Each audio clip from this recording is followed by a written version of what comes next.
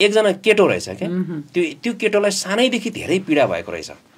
सानैमा उसको बुवा बित्नु भयो, बुवा बित्नु भइसकेपछि आमा बिरामी थियो, त्यो आमाको उपचारको जिम्मा, आफूभन्दा सानो भाइ बहिनीलाई हुर्काउनु पर्ने, पढाउनु पर्ने सबै जिम्मा त्यो केटाको काँधमा आयो।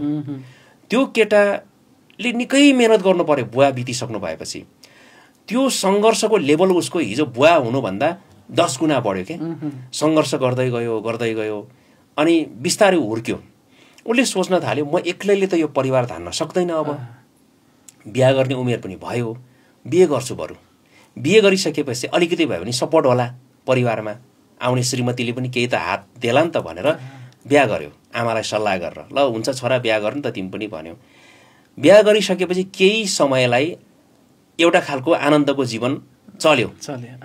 फेरि केही समयपछि त्यो वैवाहिक जीवनमा पनि एउटा टक्राव आउन थाल्यो, समस्या आउन थाल्यो। समस्याले त छोडेन, समस्या समाधान होला कि भनेर बिहा गरेको, झन् फेरि नयाँ समस्याहरू थपिन थाल्यो।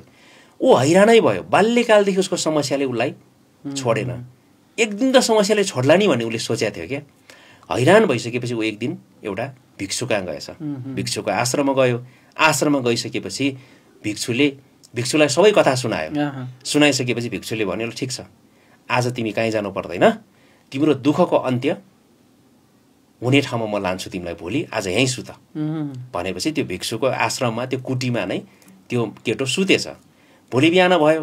बिहान सबैले भिक्षुले उठायो त्यो केटोलाई। उठाएपछि ल हामी पारी गाउँमा जाउँ, त्यो गाउँमा चाहिँ तिम्रो औषधि छ भनेपछि सँगै लिएर गयो। बाटोमा ठुलो खोला आइपर्यो। खोला छ, अब त्यो खोला त तर्नु पर्यो। खोला तर्न सक्ने कन्डिसन छैन। त्यसपछि भिक्षु चाहिँ त्यो खोलाको किनारमा उभिराख्यो।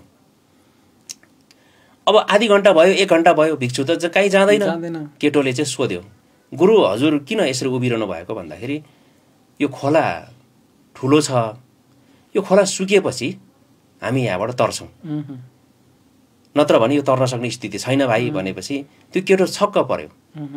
गुरु यो खोला त सुक्दैन नि, यत्रो ठुलो खोला कहाँ सुक्छ? यसरी बस्न थाल्यो भने त गुरु हामी त जिन्दगीभर यहीँ हुन्छ यही किनारमा, कहाँ खोला त सुक्दैन गुरु भनेपछि हाम्रो जीवनका समस्या पनि खोला जस्तै हो। कहिले समस्या हट्नेवाला छैन। समस्या निरन्तर आइरहन्छ। कहिले ठुलो समस्या आउला, कहिले सानो समस्या आउला। जसरी यो नदी कहिलेकाहीँ यो खोला धमिलो हुन्छ, हाम्रा समस्याहरू पनि कहिले फरक फरक आकार र प्रकारका समस्या जीवनमा आइ नै रहन्छ। हामीले त्यो समस्याको उपाय खोज्नुपर्छ। अब यो खोला तर्नु पर्यो भने के गर्नु पर्यो? या त पुल भएको ठाउँसम्म जानु पर्यो, या डुङ्गा बनाएर तर्नु पर्यो। होइन भने पौडी खेल्ने क्षमताको विकास गर्नु पर्यो। तर खोला आफै त तिम्रो समस्याको लागि, तिम्रो समाधानको लागि खोला आफै त सुक्नेवाला छैन। जीवनका समस्या पनि कहिल्यै सकिनेवाला छैन।